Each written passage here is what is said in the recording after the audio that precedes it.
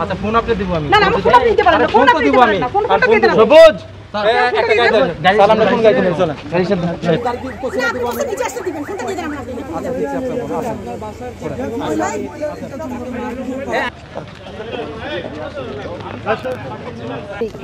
গত মাসে 22 তারিখ আসার পরে ও আসার পর দিন থেকে কান্নাকাটি শুরু করছে আমার বাসা আরেকটা কাজের মেছিল ও বিদায় হওয়ার পর আমি ওকে রাখছি আমি বলছি তুই থাক আমি তো যেহেতু চাকরি করি আমার তো কাজের লোক ছাড়া একদিনও চলে না তখন আমি তোরে মানে বললাম যে তুই থাক থাক ঠিক আছে সে থাকে একদিন ভালো হঠাৎ সে বলে কি আমার সাথে মানে কি জানি হয় আমার কে জানি ধরতে আসো অদৃশ্যভাবে সে দেখে আমি অফিস চলে গেছি এরকম করতো আর আমি বিশ্বাস করতাম না আজকে সকালে আমার বাসায় একটা কাপড় ধর মেয়ে আসে ও 10টার দিকে আসার পর কাপড় দিয়ে চলে যাওয়ার পর আমার হাজবেন্ড ছিল বাসায় ও কাপড় রোদেও দিছে দুপুরবেলা আমি খেতে আসার পর দেখেছি কি ও বাথরুমের মধ্যে ঢুকে কাঁদতেছে এবার আমি বললাম তো সমস্যাটা কি কাঁদোস আমার তরকারিগুলো একটু গরম করে আমি অফিসে ভাত খেয়ে যাবো বলতেছে কি যে আমার কে জানি ধরতে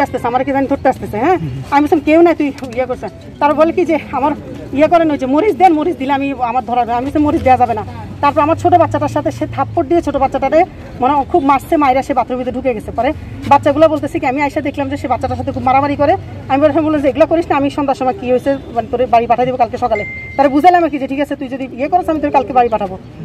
ও বলতেছে কি না তারপর আমি বললাম তাহলে তুই কান্নাকাটি করিস তো কি সমস্যা আমার বল তো আমার খালি শরীর পড়েছে আমার শরীরে জানি কে জানি আইসা ইয়ে করতেছে এই করতেছে সে করতে আমি বললাম তো কয় মরিস লইছিস কেন তো আমার শরীরে আমি তো দিলে ওর মানাকে যে আগে ইয়ে করতো দিলে কি জানি ভূত পেতনি আসো এগুলো বলতো আমি বলছি ভূত পেতনি বলতে কিছু নাই এগুলো কোনো কিছুই নাই ঠিক আছে আমি তো ছিলাম না বাসায় পরে আমি বাসায় এসে আধা ঘন্টা থাকি দুপুরে খাইতে এসে আধা ঘন্টা থাকার পরে আমি আবার চলে গেছি বাসা থেকে চলে যাওয়ার পরে ওকে বাসা রেখে আমি আবার চলে গেছি কিন্তু যে অভিযোগগুলো করছে মানুষ প্রতিবেশীরা আমি শেষ করে একটু আমি দুপুরে এসে বাসায় চলে গেছি আপনি আমার মানে চলে যাওয়ার পরে ঠিক তো অফিসে যাই বসছি বসার সময় আমার হাজবেন্ড ফোন দিছে ফোন দিয়ে বলতেছে তুমি একটু বাসায় যাও পরে আমি আমার ড্রাইভারকে বললাম আমার গাড়িটা নিয়ে আমি একটু বাসায় যাই দেখি যে সে বাথরুম দিয়ে আটকে চিলাসলি করছে ভেতর থেকে লাগানো ছিল বাথরুমটা কিন্তু ভেতর থেকে লাগানো ছিল বাইরে থেকে না আমার বাথরুমে কোনো তালা সিস্টেম নাই পরে আমি যাই দেখছি আমি চিৎকার দিচ্ছি আমি চাই তুই এরকম করছিস কেন বাইরে কথা বলছিস কেন কয় না ইয়ে করছে আমি বাড়ি যাবো ঠিক আছে বাড়ি যাই স্যার কটা দিন পরে যাইস আমার তো সামনে হচ্ছে ঈদ আসতেছে সামনে ঈদের পরে বাড়ির দিকে চলে যাস এটা হচ্ছে ঘটনা তারপর সে চিৎকার চাচামাচি আমি আসার পর সে কান্না থামা গেছে আমার সামনে কিন্তু সে কোনো চিৎকার চাচামাচি করে না ঠিক আছে এখন আমার দোষটা কি আপনারা বলেন আমার নাম ফারহানা আহমেদ চৌধুরী আচ্ছা কি করেন আমি পূবালী ব্যাংকে আছি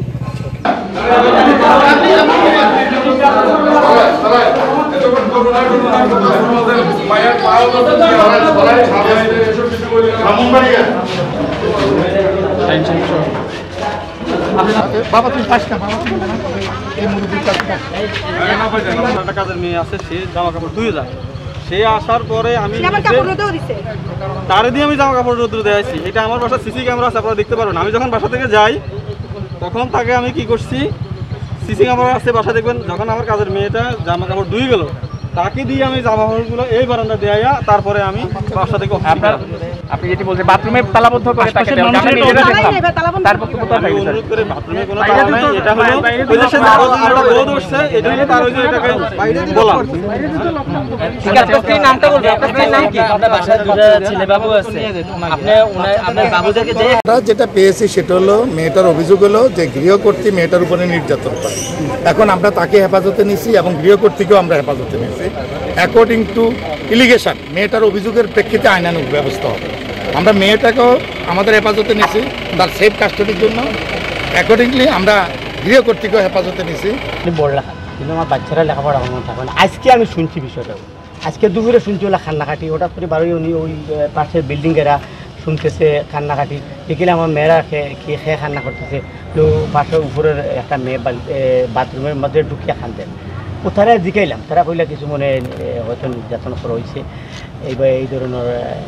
কতটুকু আমি জানি বাদে তো সাংবাদিকেরা আইসা আইও তারা এইগুলো নিয়েছে আমি মাত্র জানি আবার এরকম মারধর করে ওকে বাথরুমে বন্দি করে রেখে যাওয়া হয়েছিল তারপর ওনারা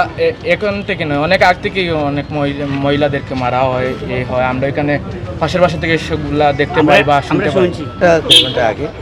এবার এই লোকে এরকম একটি বাসায় একটা কাজের মেয়ে নির্যাতিত হচ্ছে অনেক কান্নাকাটি করতেছে আপনি কি জানেন বললাম যে আমি তো বালাগঞ্জ আমি আসতেছি তাৎক্ষণিক আমরা এট এ টাইমই চলে আসছি এখানে আসার পর ওই বাসার যে বাসা থেকে আমরা এই মেয়েকে উদ্ধার করলাম এই পার্শ্ববর্তী বাসা এখানে সাদে দেওয়ার পরে আশপাশের যারা এখানে বসবাস করছে তারা বলছে যে এখানে প্রায় এই মেয়েটা কান্নাকাটি করে তাদের কাছে উদ্ধারের আহ্বান জানাচ্ছে তারা তো কিছু করে না এখানে ঠিক এই বয়সী মেয়েরা তাদের স্টেটমেন্টে বোঝা গেল যে এখানে এই মেয়েকে নির্যাতন করা হতো হয়তো প্রতিদিন অথবা একদিন পর পর। আর পরে আমরা এখানে আসলাম, আসার পর তাৎক্ষণিক আমরা লোকাল প্রশাসনকে খবর দিই, তারাও তাৎক্ষণিক আসে। আপনারা মিডিয়ারা যারা খবর পানে এসেছেন, বাস্তবতা দেখেছেন। আর এখানে তো সর্বশেষ যেটা গৃহকর্ত্রীকে প্রশাসন নিয়ে গেছে, তাদেরকে জিজ্ঞাসা করা হবে। আমরা উপসরবাসী, সিলেটবাসী, দেশবাসীর পক্ষ থেকে আপনাদেরকে মিডিয়া যারা কাজ করছেন, আপনারা যে তাৎক্ষণিকভাবে এটা ইনফরমেশন পেয়ে এসে এরকম একটি পদক্ষেপে সহযোগিতা করেছেন। আমরা জনপ্রতিনিধি আছি, আমরা তো সবসময় ইনফরমেশন পেলে আমরা সহযোগিতা করবো, ইনফরমেশন পাই আমরা সাথে সাথে চলে আসছি। আমরা সিলেটবাসীর পক্ষ থেকে, দেশবাসীর পক্ষ থেকে এরকম একটি মর্মান্তিক ঘটনা, এই সমস্ত ঘটনার রোধকল্পে আপনারা যে পদক্ষেপ নিয়েছেন, আপনারা তাৎক্ষণিকভাবে এসেছেন, আমরা আপনাদেরকে সবাইকে ধন্যবাদ জানাচ্ছি। আল্লাহ